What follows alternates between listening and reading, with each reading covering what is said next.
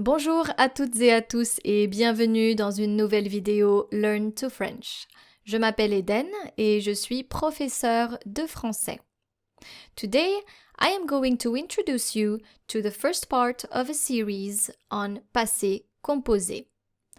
Explained to beginners, of course. So this will show you how to use passé composé if you're a beginner in French and would like to learn about the past tense. Le passé composé, c'est quoi?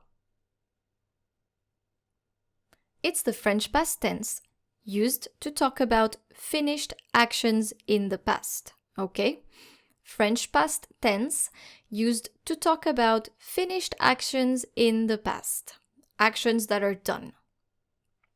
For example, hier, j'ai mangé une pomme. La semaine dernière, je suis allée au cinéma.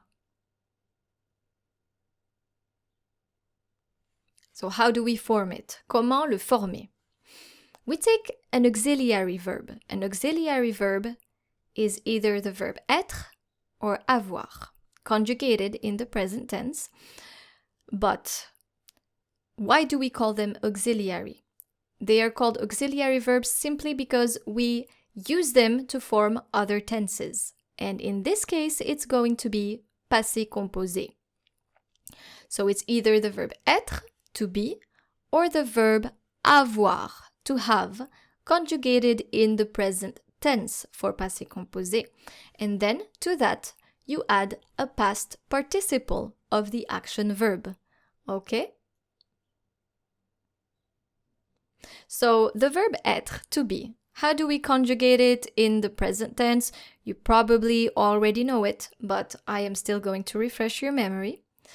Je suis, tu es, il est, elle est, on est, nous sommes, vous êtes, ils sont, elles sont. Par exemple, je suis allée au cinéma. You have your auxiliary verb right here. And then right here you have the past participle. Je suis allée au cinéma. I went to the cinema. Now the verb avoir, the second auxiliary verb. J'ai, tu as, il a, elle a, on a. Nous avons, vous avez, ils ont, elles ont.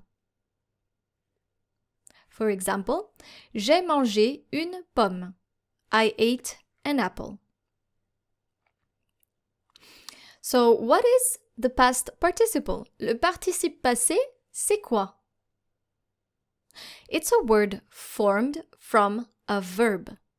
It is used as an adjective or to form a tense, like passé composé, for example. In French, they usually end with et, i, s, u, t.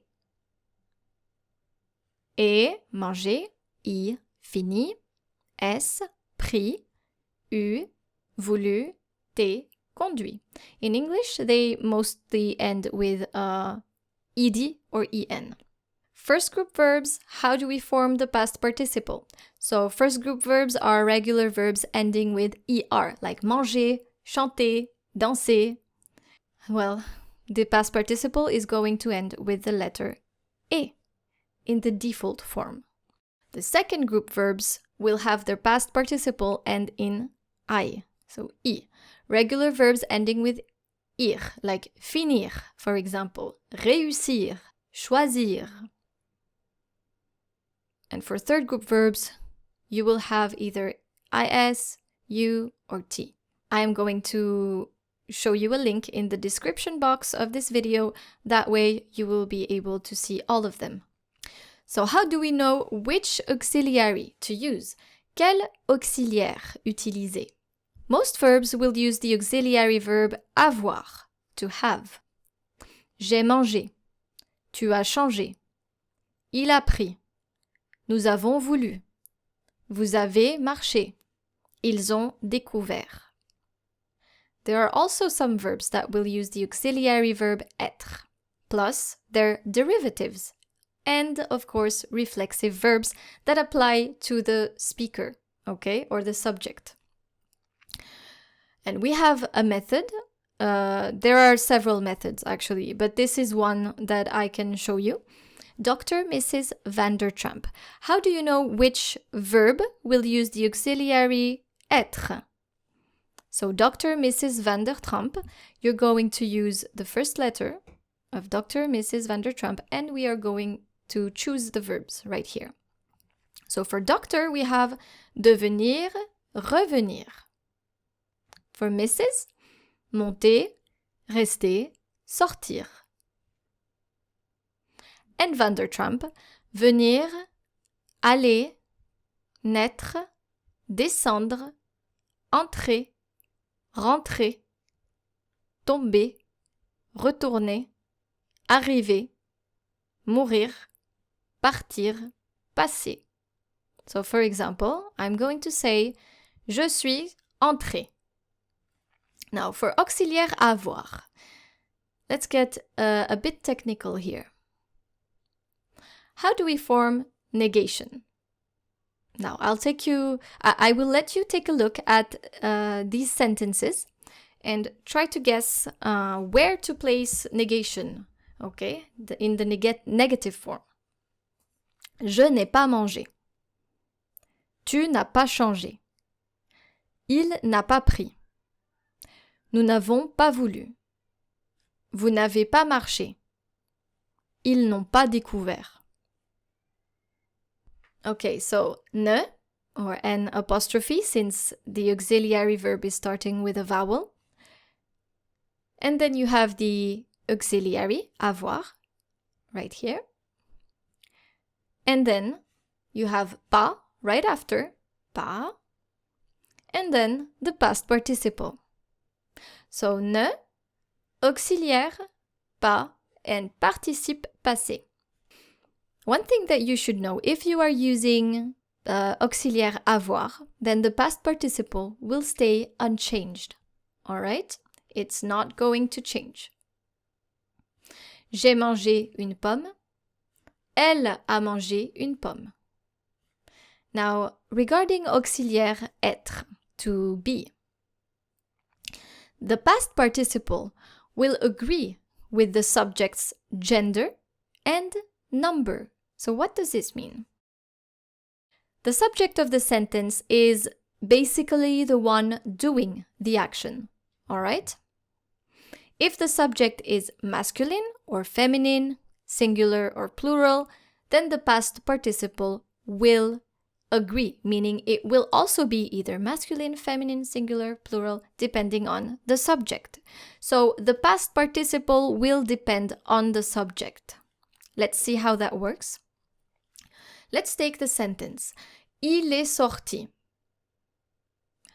The subject of the sentence is il, okay? And the past participle is sorti. The subject is masculine singular, right? Il. The subject is masculine and there is only one, he, okay? So the past participle is going to be masculine singular as well. In the sentence, elle est sortie, the subject is elle, the past participle, sortie. So the subject is feminine and there is only one, singular, she. Ils sont sortis. Now in this case, the subject is il, plural form of the masculine pronoun il. Okay, the subject is masculine and there are more than one. So you add an S. Same thing for feminine. You simply add an S to the feminine form. Elles sont sorties. Subject is elle. Past participle sorti. Feminine, plural. There's more than one. So you add an S. So this is how it should look like. Il est sorti. Masculine, singular. Elle est sortie, feminine, singular, you add an E. Ils sont sortis, masculine, plural, add an S to the masculine form. And elles sont sorties, feminine plural, you add an S to the feminine form. So in French, the gender by default is masculine. So if you have a group of, for example, 10 people and you have 9 girls and 1 boy, it's still going to be masculine. It's still going to be il, I-L-S. To transform in the feminine form, you add the letter I to the masculine form, okay? And to transform in plural, you just add the letter S. Sorti and sortie. They have the same pronunciation. Sorti, sortie, sortie, sortie. What makes the difference is when you actually write them down. Auxiliaire être for negative form. So in this case, the pattern is similar to avoir. Ne or n apostrophe, okay? Auxiliary verb, suis. All right, and pas. And then in the end, the past participle. Je ne suis pas sorti. Tu n'es pas sorti. Il n'est pas sorti. However, we also have reflexive verbs in French. So don't forget to add this reflexive pronoun, and things are getting a little bit more complicated. But stay with me here. This is what it should look like. The beginning of your sentence should look like this. Je me suis. Tu t'es. Il s'est. Elle s'est. Nous nous sommes. Vous vous êtes. Ils se sont. Elles se sont. Okay, so you have an extra pronoun that you should add after the subject and before the auxiliary verb. In this case, before être. Reflexive verbs are what applies to the speaker's own self, okay? But I'm not going to give you a lesson on reflexive verbs today, but please note that reflexive verbs will use the auxiliary être if you are conjugating them in passé composé. Je me suis levée. Tu t'es habillé. Il s'est changé. Elle s'est couchée. Nous nous sommes coiffés. Vous vous êtes amusés. Ils se sont baignés. Elles se sont arrêtées. Alright, so you have this extra pronoun that you should add. Me, te or t apostrophe if it's beginning with a vowel here. Ce, nous, vous, ce. And please note that the reflexive pronoun is before the auxiliary verb. In the negative form, this is how you should do it. So since we've added the pronoun here, okay, then I'll let you take a look. And maybe, if you can, write down the pattern. Je ne me suis pas levée.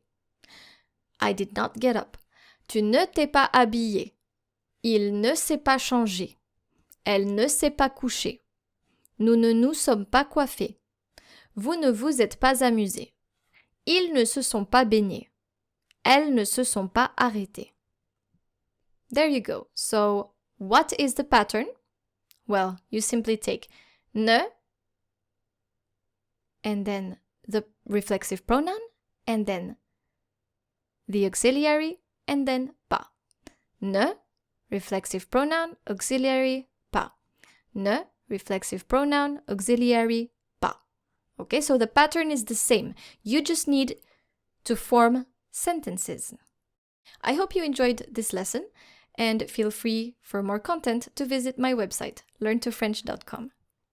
À bientôt! Cette vidéo est maintenant terminée. Merci de l'avoir regardée. Feel free to like and subscribe to my YouTube channel, Learn to French, or visit my website, learntofrench.com, if you want more content for French learners. Merci beaucoup et à bientôt. Au revoir.